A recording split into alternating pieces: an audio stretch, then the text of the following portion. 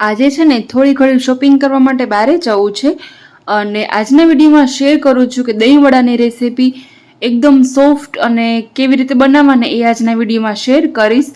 તો ચાલો વિડીયોને કરશું start. So hi guys, welcome back to my channel. આજે બહાર જાઉં છું ને તો પહેલાં છે ને હું રેડી થઈ જઈશ અને ત્યાર પછી હું તમને આપણે જે બેટર બનાવવાનું છે ને એ હું પહેલાં બતાવીશ અને હું પહેલાં છે ને બહારથી જઈને આવશું ને ત્યાર પછી શેર કરીશ કે વડા કેવી રીતે ઉતારવા અને બધી પ્રોસેસ આ વિડીયોમાં તમને બતાવીશ. તો ચાલો પહેલાં છે ને ક્વિકલી રેડી થઈ જાય અને પછી બતાવું તમને આજની રેસીપી.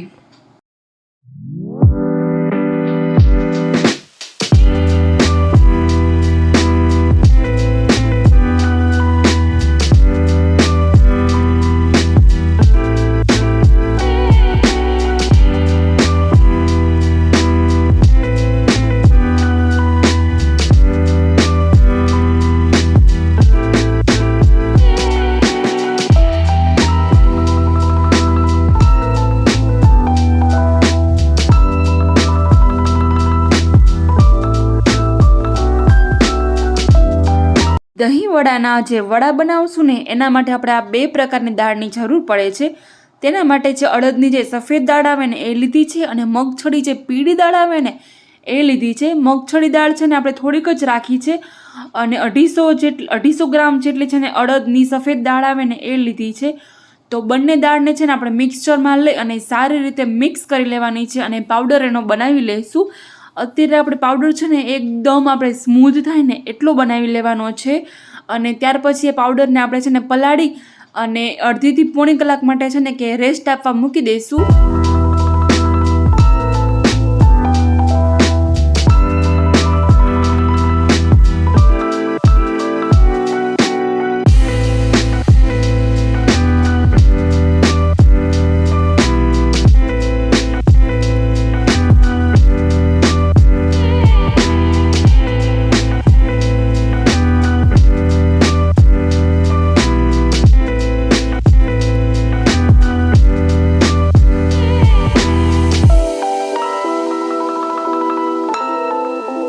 જો બધો લોટ છે ને એક વાસણમાં કાઢી અને 1 ગ્લાસ જેવું પાણી છે ને આમાં રાખી અને આપણે 1 કલાક આને રેસ્ટ આપવા મૂકી દઈશું અને ત્યાર પછી આપણે આમાંથી વડા છે ને એનું બેટર એકદમ સ્મૂથ બને ને એ પ્રોસેસ તમને આગળ જઈને બતાવીશ. તો ચાલો આને રેસ્ટ આપવા માટે આપણે મૂકી દઈશું.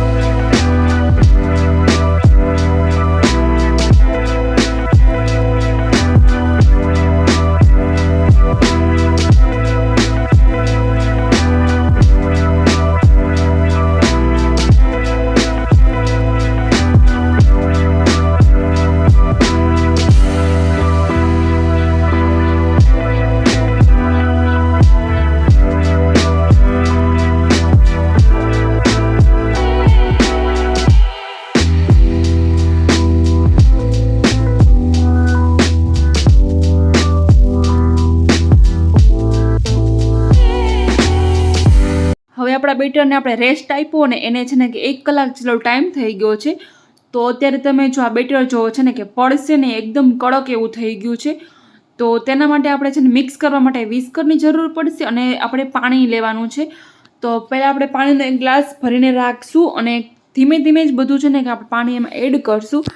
તો ચાલો ફેટવાનું છે ને પહેલાં સ્ટાર્ટ કરશું. તેના માટે આપણે સ્ટાર્ટિંગમાં છે ને પાણીનું 1 ટીપું પણ એડ નથી કરવાનું. પહેલાં 2 મિનિટ છે ને આપણે એમનેમ જ એને મિક્સ કરશું. અત્યારે તમે સ્ક્રીન ઉપર જો ને તો એકદમ હાર્ડ તમને દેખાય છે. તો 2 મિનિટ પહેલાં આપણે એમ જ એને છે ને કે મિક્સ કરશું. ત્યાર પછી એક ચમચી કરી આપણે છે ને બેટરને સ્મૂથ બનાવવાનું છે.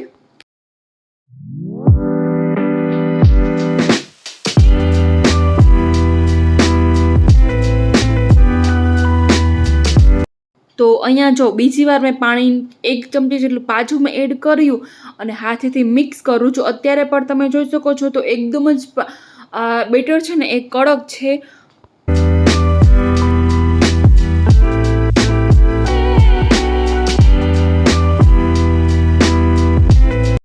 હવે પાછું મેં 1 ચમચી વધારે લઈ અને એડ કરેલું છે અને હવે આપણે છે ને બેટરને એકદમ સ્પીડથી એક જ સાઈડ છે ને તેને મિક્સ કરવાનું છે. તમે આને આખી પ્રોસેસ કરતાં તમને છે ને 15થી 20 મિનિટ જેટલો છે ને ટાઈમ લાગી જશે. ત્યાર પછી આપણું બેટર છે ને એકદમ ફૂલ્લી અને ડબલ પણ થઈ જશે અને ફ્રોથી કેવું લાગે, એકદમ આમ ઢીલું પડી ગયું હોય તેવું પણ તમે જોશો ને તો લાગશે. અત્યારે બેટર છે ને હજી 10 મિનિટ જેટલું મેં ફેટેલું છે. તો પહેલાં આપણે ચેક કરશું કે આપણું બેટર છે ને બરાબર ફેટું છે કે નહીં. જો આપણે પાણીમાં બેટર નાખ્યું ને તો છે ને એ ઉપર તરતું નથી. એનો મતલબ એ કે આપણે બેટરને હજી પણ ફેટવું પડશે. તો હજી હું 10 મિનિટ છે ને તેને ફેટીશ અને ત્યાર પછી આ જે પ્રોસેસ કરીને પાણીમાં નાખી અને ચેક કરવાની એ છે ને પાછું આપણે ચેક કરશું. તો છે ને જ્યારે પાણીમાં તરે ને બેટર તો આપણે સમજી લેવાનું કે આપણે બેટર છે ને તરવા માટે એકદમ રેડી છે. હવે પહેલાં છે ને જો બજારમાં જવું છે ને તો બેબીને પણ છે ને તૈયાર કરી દઈશું અને ચાલો આપણે હવે બજારમાં જઈશું અને કઈ કઈ શોપિંગ કરીને એવું તમને લાસ્ટમાં વિડીયોમાં બતાવીશ.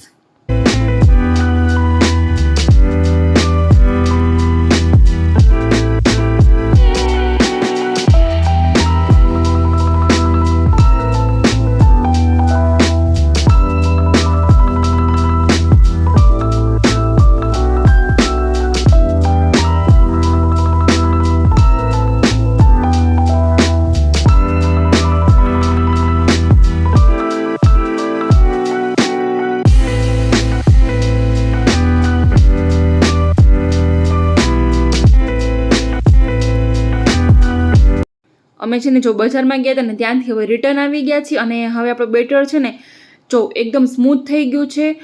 તો પહેલાં છે ને આપણે એમ કરશું કે એક મોટા એવા વાસણમાં છે ને આપણે છે ગરમ પાણી નાખવાનું છે અને એકદમ ગરમ પાણી પણ નહીં, આપણે અડલી શકીને એટલું તેને ગરમ રાખવાનું છે.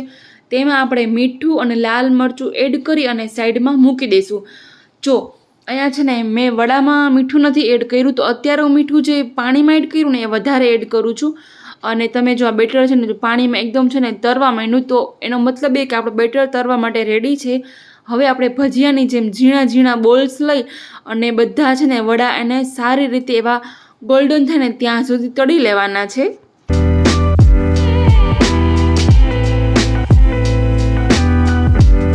તો જો આપણા વડા છે ને હવે તળીને રેડી થઈ ગયા છે. આપણે જે પાણી રેડી કરેલું છે ને તેમાં આ ડાયરેક્ટ નાખી દેવાના છે વડા. અને એક ખાસ ધ્યાન રાખજો મીઠાની, જો આપણે આમાં મીઠું એડ કર્યું છે ને પાણીમાં તો વડામાં જ એડ નથી કરેલું.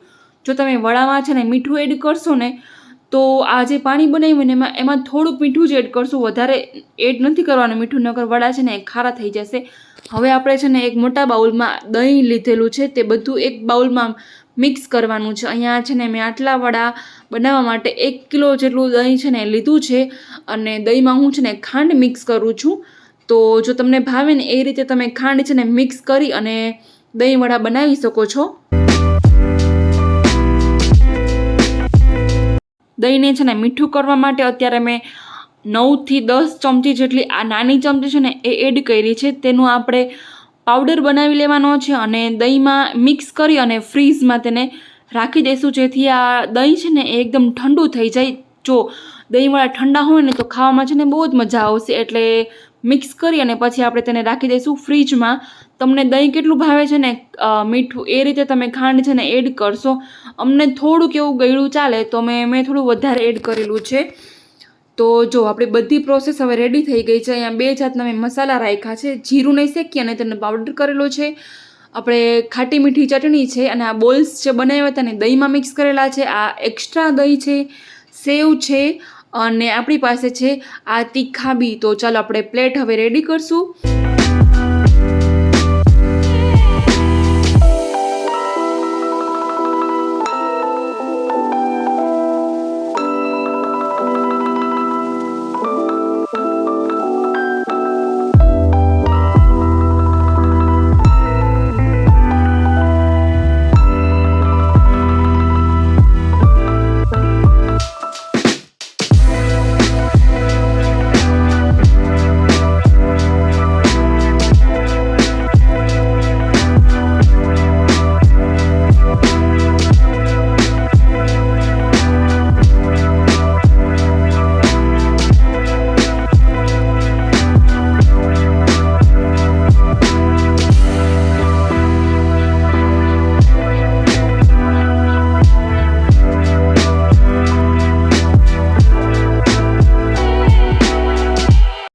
તમે પણ જો આ રીતે દહીંવડા બનાવશો ને તો એકદમ છે ને કે ખાવામાં મજા આવશે. એવા દહીંવડા મસ્ત બન્યા હતા.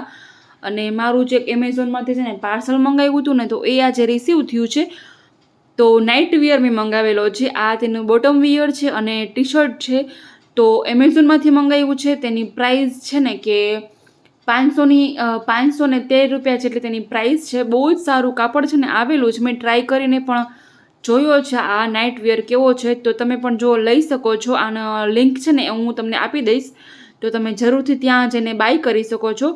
હવે બજારમાં જઈને કઈ કઈ શોપિંગ કરી ને તે ચાલો હું બતાવું અને મારા હસબન્ડને પણ બતાવું છું કે કઈ કઈ શોપિંગ કરી.